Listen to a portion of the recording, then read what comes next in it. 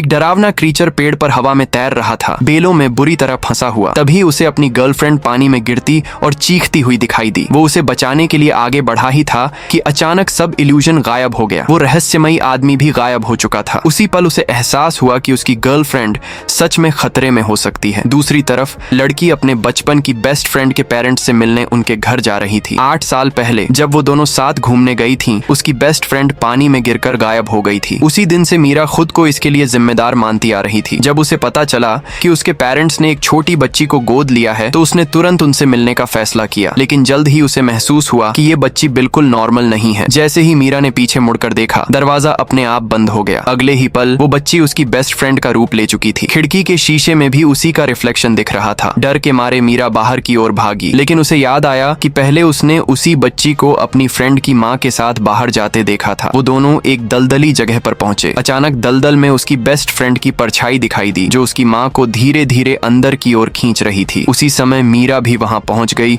और उसे बचाने की कोशिश की, लेकिन अगले ही पल उसी माँ ने मीरा को जबरदस्ती पानी में दबा दिया। किसी तरह मीरा बच निकलती है। तभी पीछे से एक काली परछाई आती है और उसकी माँ को पानी में खींच ले जाती है। मीरा उसे बचाने की कोशिश करती है, लेकिन वो कहीं दिखाई नहीं देती। सब कुछ ठीक वैसा ही लग रहा था जैसा 8 साल पहले हुआ था। पूरी तरह टूट चुकी मीरा के सामने तभी वही क्रीचर पानी से उसे बाहर निकाल लाता है। किसी तरह जान बच जाती है। फिर वो क्रीचर एक हाथ से एक अजीब हड्डियों वाले पेड़ को छूता है और दूसरे हाथ से मीरा को पकड़कर उसे अतीत में ले जाता है। वो दिन जब दोनों ने अभी अभी ग्रेजुएशन पूरी की थी और थ्रिल के चक्कर में नदी में कूदने का प्लान बनाया था। पुल पर खड़े होकर एक पल में मीरा ने उसे धक्का दे दिया। अगले ही पल वो पूरी तरह गायब हो गई। डर के मारे मीरा भी कूद पड़ी। तभी उसकी फ्रेंड अचानक सामने आती है और उसे डरपोक कहकर हंसती है, लेकिन अगले ही सेकंड एक अनजान ताकत उसे खींच कर ले जाती है। क्रीचर बताता है कि ये सब एक डार्क फोर्स की वजह से हुआ था। इसमें मीरा की कोई गलती नहीं थी। उसे खुद को दोषी मानने की जरूरत नहीं थी। यही इस फिल्म की पूरी कहानी है। बेटा, मैं काली माँ हूँ। तेरी माँ बाप की कसम, तूने वीडियो लाइक सब्सक्राइब नहीं किया तो तेरे माँ बाप मर जाएंगे।